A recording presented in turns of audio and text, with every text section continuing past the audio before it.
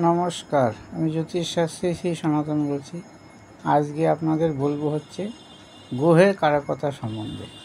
এই গ্রহের কারকতা অবশ্যই জানতে হবে, না হলে জ্যোতিষ শেখা যাবে না। এই জ্যোতিষ শিখতে গেলে গ্রহের কারকতা অবশ্যই জানা দরকার।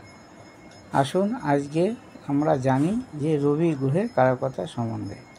রবি গ্রহের কারকতা, রবির স্বরূপ হচ্ছে প্রকাশধর্মী, দৃষ্টিশক্তি, কটা চক্ষু, জ্ঞানের আধার, নির্মল, ওজ ধাতু, অগ্নি প্রকৃতি, অল্প কেশ, আত্মাকারক, পিতা, পটুমতি, জ্ঞান শ্রেষ্ঠ, সুশ্রী, ঈষৎ পিঙ্গল বর্ণ, শোভন চক্ষুদয়, প্রতাপশালী, রক্তপিত্ত প্রকৃতি, অস্থিসার, উদার, সর্বাঙ্গ সুন্দর, যশ, মান সম্মান, পদোন্নতি, প্রতিভা, উদ্ভাবনী শক্তি, উচ্চবিলাস, সাহস,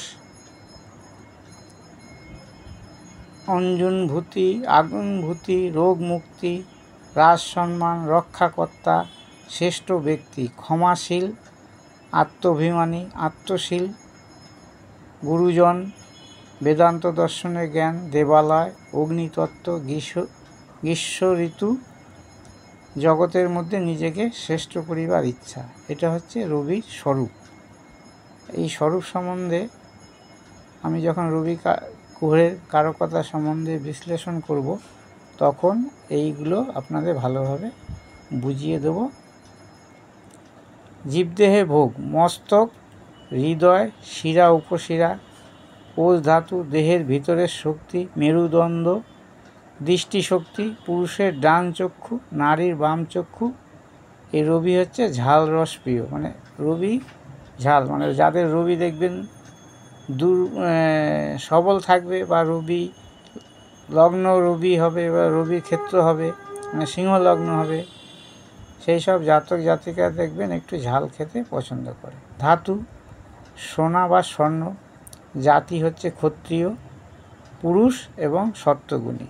রোগ, মাথার রোগ, হৃদকম্পন, গাত্রকম্পন, রক্ত অমস্যা, সর্দি গর্মি, বসন্ত, কলেরা, হাড়ের মজ্জা, পীড়া, স্পৃহা এবং হৃদরোগ। রবি এইসব কারকতা অবশ্যই আপনাদের জেনে রাখা দরকার। এই কারকতা যদি না জানেন, তাহলে কিন্তু জ্যোতিষ সম্বন্ধে বা জ্যোতিষ ভবিষ্যৎবাণী করার ক্ষেত্রে অনেক বাধা সৃষ্টি হবে। অতএব রবি হচ্ছে আত্মার কারক গ্রহ, এবং রবি গ্রহ দ্বারাই অন্য যে গ্রহ সৃষ্টি হচ্ছে, সেই সব গ্রহের কারকতা আমি একে একে বলবো। আমার এই ভিডিওটা যদি আপনাদের ভালো লাগে, অবশ্যই লাইক করবেন, শেয়ার করবেন, কমেন্ট করবেন এবং আমাকে সাবস্ক্রাইব করবেন। যারা জ্যোতিষ শিখতে ইচ্ছুক, তারা অবশ্যই এই গ্রহের কারকতাগুলো মন দিয়ে দেখবেন। নমস্কার।